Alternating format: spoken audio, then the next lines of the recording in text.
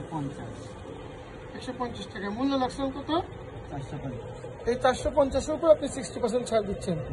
Calculator দেখি।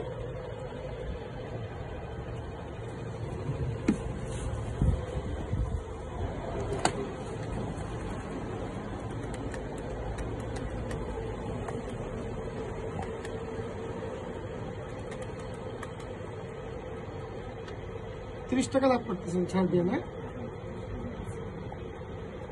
ছাড় দেওয়ার দরকার কি? 180 তো লিখতে পারেন।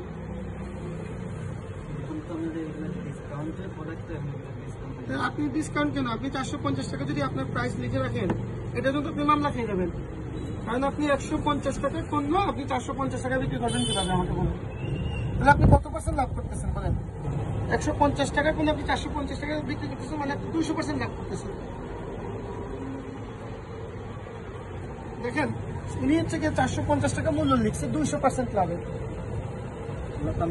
আমরা তো ফিক্সড প্রাইস না, মানে দাম দর হয়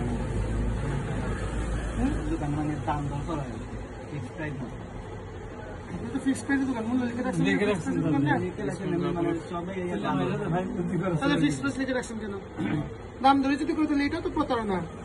আমি মনে করেন দাম দর করলাম না, আমি বোকা শোকা মানুষ, আমি আসলাম, আমি এসে আপনার দোকানে দাম দর করলাম না, তখন কি করবেন? আমাকে আমি করলাম না, আমি করবো না, আমার সময় নাই। তাহলে কি আপনি বলবেন আমি যখন 450 টাকা দেওয়া, না ভাই না ভাই আমি এটা ভুল লিখছি, ধরেন 200 টাকা ফেরত নেন, এটা বলবেন কখনো? বলবেন তো না। ছাড় তো 450 লিখছেন কেন আপনি? আপনার ছাড় দেওয়ারই দরকার কি? 450 লিখে দরকার কি? 200 লিখেন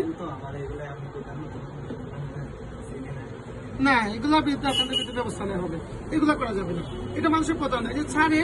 এই যে ছাড়ের নাটক, আমাদের এখানে যে ছাড় দেওয়ার যে নাটক ছিল, এই নাটক বলতে পারবে, ছাড় দেওয়ার নাটক চলতে পারবে না, বুঝে গেছে? এটা একটা নাটক, এটা একটা নাটক না, এই নাটক করা যাবে না। আমার কথা পরিষ্কার, সবগুলো আজকে ঠিক করেন।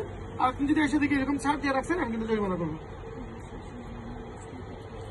ঠিক আছে? প্রাইসটা যৌক্তিক পর্যায়ে, এরপরে ছাড় দিবেন কি দিবেন না এটা আপনার বিষয়, কিন্তু আমি কিন্তু এসে দেখবো যে মূল্য কত টাকা লেখা, এটা ধরবো।